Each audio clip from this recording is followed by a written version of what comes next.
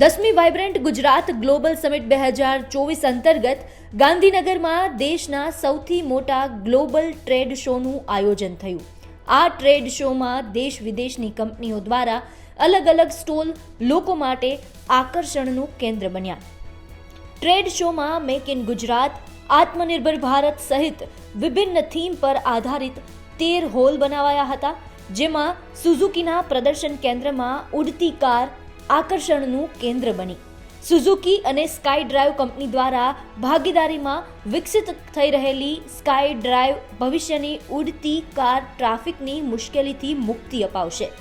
એક પાયલટ સહિત 3 લોકોની ક્ષમતાવાળી આ કાર 15 કિલોમીટર સુધી ઉડાન ભરી શકે છે, જેની રફતાર 100 કિલોમીટર પ્રતિ કલાકની બતાવાઈ રહી છે। 2000 મીટરની ઊંચાઈ સુધી આ વિમાન ઉડાન ભરી શકે છે। કંપનીએ પહેલીવાર 2019માં ઉડનારી કારનું સફળ પરીક્ષણ કર્યું હતું। સંભાવના છે કે આવતા 2 વર્ષમાં એ લોન્ચ થયા બાદ ભારતમાં પણ મારુતિની સાથે આ પ્રોજેક્ટ પર કામ કરવામાં આવે। આ વિમાનની વિશેષતાની વાત કરીએ તો તેની હળવી ડિઝાઇન ઇમારતની છતથી ટેક ઓફ અને લેન્ડિંગ કરવામાં તેને સક્ષમ બનાવે છે। ગાંધીનગર ખાતે દેશના સૌથી મોટા ટ્રેડ શોનું આયોજન થઈ રહ્યું છે। પ્રધાનમંત્રી નરેન્દ્ર મોદીના મારફતે આખા ટ્રેડ શોનું ગઈકાલે ઉદ્ઘાટન પણ થયું છે। હું આપને દ્રશ્યમાં બતાવીશ। હાલમાં અમે સુઝુકીના સ્ટોલ ખાતે આવી પહોંચ્યા છીએ। સ્કાય ડ્રાઈવ નામનું આ વ્હીકલ આપ જોઈ રહ્યા છો। ડ્રોનની જેવું લાગતું આ વ્હીકલ હેલિકોપ્ટરની જેમ આકાશમાં ઉડવાની ક્ષમતા ધરાવે છે। સુઝુકી તરફથી કહેવામાં આવી રહ્યું છે કે આગામી 2 વર્ષમાં આ જે ડ્રોન જેવું દેખાઈ રહેલું વ્હીકલ છે હેલિકોપ્ટરની જેમ આકાશમાં ઉડતું હશે।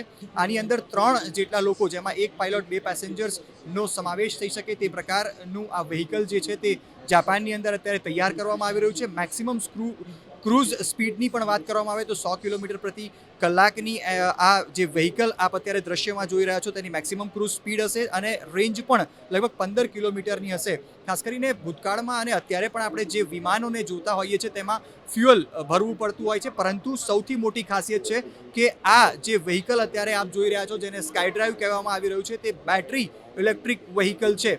એટલે કે 15 કિલોમીટર સુધી એકવાર ચાર્જ કર્યા બાદ આ બેટરી વ્હીકલ જે છે તે મુસાફરી કરાવી શકશે। અને ખાસ કરીને સૌથી મહત્ત્વની વાત છે કે maximum take off weight approximately 1400 કિલોગ્રામની આ વ્હીકલની ક્ષમતા છે।